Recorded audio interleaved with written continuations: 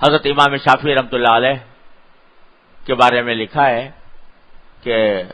جب کوئی شخص ان سے سوال کرتا تھا کوئی، تو تھوڑی دیر کے لیے خاموش رہتے تھے، تھوڑی دیر، اور پھر جواب دیتے تھے۔ تو کسی نے پوچھا کہ آپ کچھ دیر خاموش رہتے ہیں، کیوں رہتے ہیں؟ تو فرمایا کہ اس خاموشی کے دوران میں یہ سوچتا ہوں کہ جو جواب دینے جا رہا ہوں یہ مجھے جنت میں لے جائے گا یا جہنم میں لے جائے گا۔ اگر مجھے غالب گمان یہ ہوتا ہے کہ یہ جواب میرا مجھے جنت میں لے جائے گا، جہنم میں نہیں لے جائے گا، تو بولتا ہوں، ورنہ خاموش رہتا ہوں۔ یہ ہے ایک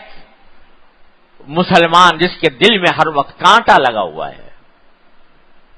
کانٹا اس بات کا کہ مجھے اللہ جل جلالہ کا میں بندہ ہوں، اللہ تبارک و تعالیٰ کے سامنے مجھے جواب دینا ہے۔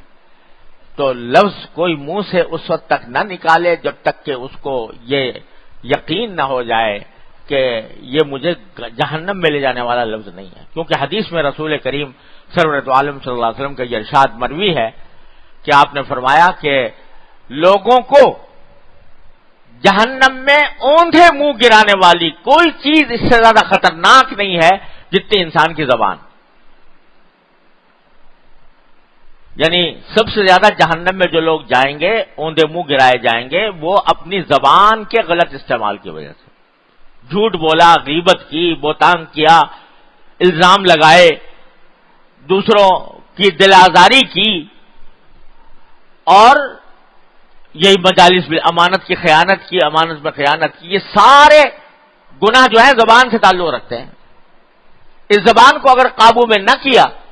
اور اس کو جنت کے راستے پر نہ ڈالا تو یہ جہنم میں لے جا کے چھوڑے گی، الیاذ باللہ۔ اس واسطے بھائی بہت ہی زیادہ اس کے اہتمام کی ضرورت ہے۔ اللہ تبارک و تعالیٰ اپنے فضل و کرم سے، اپنے رحمت سے ہمیں توفیق عطا فرمائے کہ ہم اپنی زبانوں کو صحیح استعمال کریں۔ یہ جو کینچی کی طرح چل رہی ہے نا زبان، کچھ سوچے سمجھے بغیر جو منہ میں آیا کہہ گئے، اور احتیاط کا دامن چھوڑا ہوا ہے، یہ انتہائی خطرناک بات ہے، اور اس کی وجہ سے لڑائیاں جھگڑے بھی پیدا ہوتے ہیں، فتنے فساد بھی پیدا ہوتے ہیں۔ اس لیے بھائی ہم میں سے ہر شخص اپنا جائزہ لے، گریبان میں منہ ڈال کر دیکھے میری زبان سے کیا کچھ ہو رہا ہے، میں آیا احتیاط سے کام کر رہا ہوں یا نہیں، کہیں جھوٹ تو نہیں نکل رہا منہ سے، غیبت تو نہیں ہو رہی، کسی کی دل آزاری تو نہیں ہو رہی، امانت میں خیانت تو نہیں ہو رہی، اور ایسا مبالغہ تو نہیں ہو رہا کہ کسی کی بات نقل کرنے میں اپنی طرف سے میں کوئی اضافہ کر رہا ہوں۔ ان سب باتوں کا لحاظ رکھتے ہوئے بات نقل کی جائے۔